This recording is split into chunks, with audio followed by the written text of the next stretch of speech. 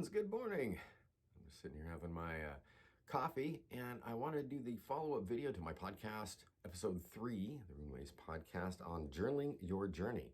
And as promised, I'm going to go over some of the journals that I have, and we're going to take a look at ways that you can keep inspired, also keep consistent with your journaling. Different journals that I kind of go back and forth from. I'm going to show you some of those and how you can use those to kind of keep your documentation running smoothly. So let's go down and take a look real quick. All right, so for the first journals, I'm going to go over my annuals here. You can see I've got them labeled. I've been journaling most of my life, but not always on a consistent basis. But when I started doing runes and getting into a whole lot of other things, I wanted to document my magical journey. So that's what I got these for. And it's really nice. I started this one in 2019, and no matter how far I go in the year, I stop the book and start a new one. So I try and do that. And I really keep these. I don't do this as a daily. I can, and I have the freedom to, but I usually use these for different experiences that I have in my magical quest, you might say. This one I haven't labeled yet. This is this year. So it's been interesting going back over these particular years for sure, right? But that can be anything. And I really do use these for ideas, but a lot of stuff. See, there's a whole lot that's there, but you can really get going on certain things. So I try not to be too strict on how I write in these, what I write in them. I like it to be an experience. Again, lots of empty pages. This is the new one. So you've got things. Oh no, this is actually 2019, not very far. But it allows me to go back and read them. So when I don't get to do these kinds of the annuals, if nothing's really happening or I'm not really documenting it here, I'll turn to some other journals. This is, again, a journal that was given to me by my nephew. I used it when I was first going over runes, and this is more of a Galber book, a rune study. So you have all sorts of different things in here that I've used. Again, this is going to be a compilation, almost a scrapbook, but of just my journey into starting with the runes. And it's got different rune readings from people that I've done, and I use it for that. And I'll go back to it. I'm pretty much finished with this particular journal, so I'm on another one. So what if you just don't have so much to write? I like to draw. And again, I reiterate that all of these journals should be written in with the intent of never showing it to anybody, never having to show it to anybody, never having to post anything that you do. And that kind of frees you up to be able to draw and write without any restrictions or judgments by yourself or by anybody else.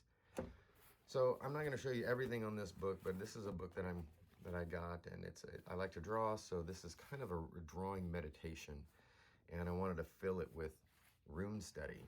And I'll show you a little bit. I have posted only in the beginnings of this, but this is all, I want it to take time. I want to not have to worry about showing people, and no matter what it looks like, if I like the drawing or not, but just doing the runes in this way helps me study them as I go. So it takes a long time to do each particular drawing, and then as I do, I study the rune while I'm drawing it. So it's been an interesting thing. This looks like it's got 6 different books, which is cool because I'm going to end up doing just maybe runes and then maybe rune spells, bind runes. I can fill this up, and it'll take a long time, and it's been really fun. So whenever I don't want to necessarily write words, I will draw pictures. Now, if you don't like to draw or anything, I still suggest getting a sketchbook, because it doesn't matter when you're doing this freely without having to show anybody. You can have a sketchbook and just doodle in it, take notes, do whatever you need to do, come up with ideas, scratch out ideas. This is more of a dream book. So I have these different journals. I like them, but you can see they're just filled with random scrawlings, you might say, dreams and images that I see. And again, I just kind of chronicle them down on this, because if I ever want to, I can go back and look at a specific vision I had or a dream and just go back through this once in a while. I feel like sometimes you are called to go back through your journals so that you can learn the lessons that you kind of premeditated earlier. So this is a great way to do that, and I suggest everybody have a sketchbook handy to keep journaling in case you don't want to write. Now, the other thing is I've got a smaller book. Say these small journals are great just for ideas. You can write, I have some, I don't know what I have in this really, different bind runes, different drawings, different ideas. This is a place that you can document things like, say you want to, well, what I do is I document things that are videos that I want to make or podcast topics that I want.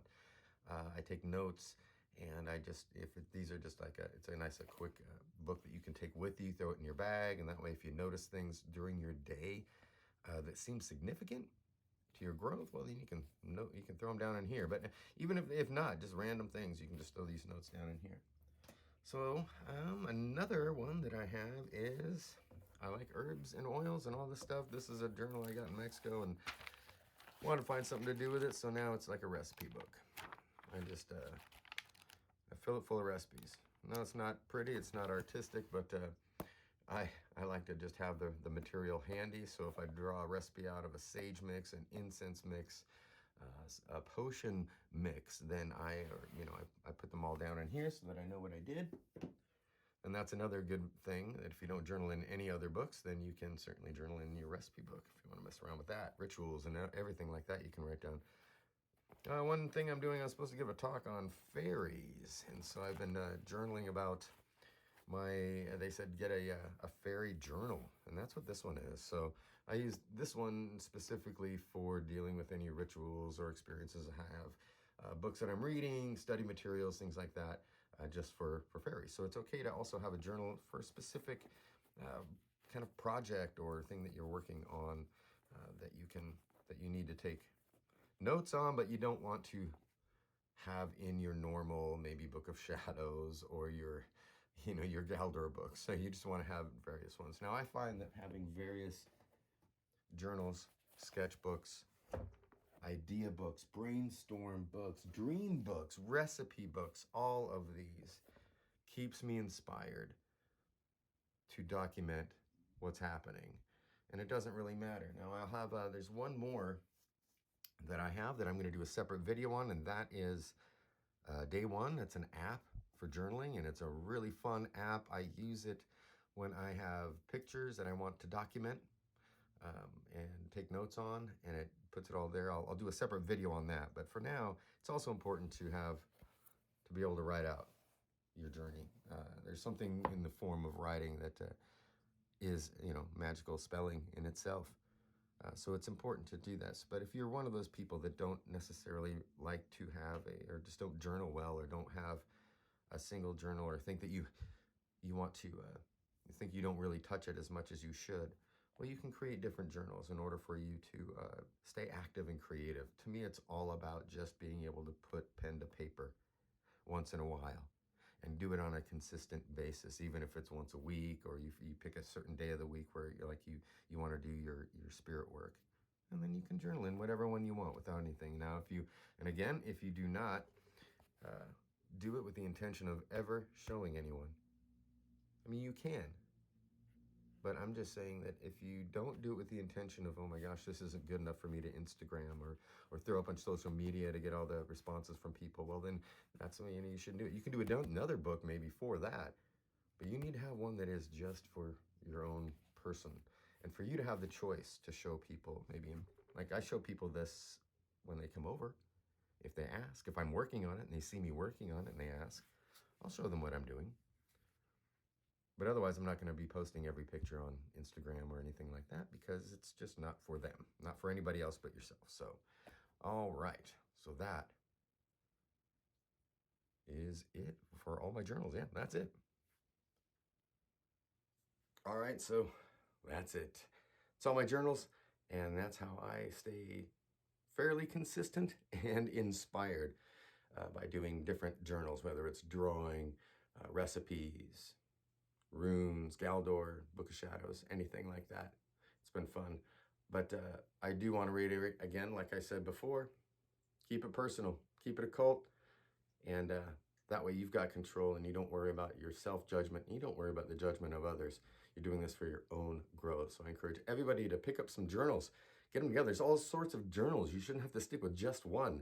Let's have fun with this, and tell me what you do in the comments. Let me know what kind of journaling you do or tips for others that they can use to stay consistent. All right, well, until next time, my name is Wayne Brecky. Take care of each other, and we'll see you on Runeways.